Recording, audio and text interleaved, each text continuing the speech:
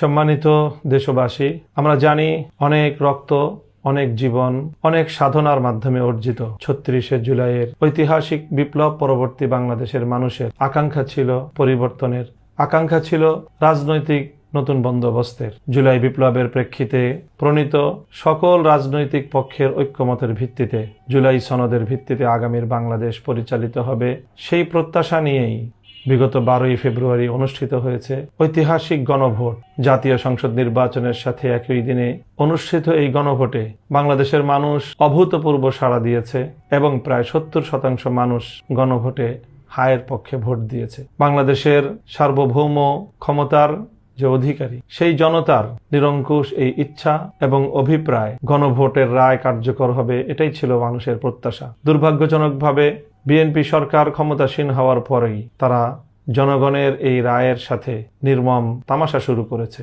গণভোটের রায়কে পাশ কাটিয়ে তারা একদলীয় স্বৈরাচারী শাসন ব্যবস্থার বিপজ্জনক পথে অগ্রসর হচ্ছে। তাই বাংলাদেশ খেলাফত মজলিস গণভোটের রায় কার্যকর করার দাবি নিয়ে আগামী ২৪শে এপ্রিল বাংলাদেশের রাজধানী ঢাকার ঐতিহাসিক সোহরাওয়ার্দী উদ্যানে আহ্বান করেছে এক ঐতিহাসিক গণসমাবেশ। গণভোটের রায় কার্যকর করার মধ্য দিয়ে জুলাই বিপ্লবের আকাঙ্ক্ষা বাস্তবায়নের সুমহান লক্ষ্য নিয়ে দেশের প্রত্যন্ত অঞ্চল থেকে দেশপ্রেমী, বাংলাদেশের জুলাই বিপ্লবপন্থী, সত্যিকার স্বাধীনতাকামী সকল স্তরের সকল জনগণকে আগামী ২৪শে এপ্রিলের ঐতিহাসিক এই গণসমাবেশে শরীক হওয়ার উদাত্ত আহ্বান জানাচ্ছি। বাংলাদেশ খেলাফত মজলিস বিকেএম ঘোষিত এই ঐতিহাসিক গণসমাবেশ জুলাই সনদের বাস্তবায়ন এবং গণভোটের রায় কার্যকর করার দাবি আদায়ের ক্ষেত্রে অন্যতম মাইলফলক হিসেবে ভূমিকা পালন করবে ইনশাআল্লাহ।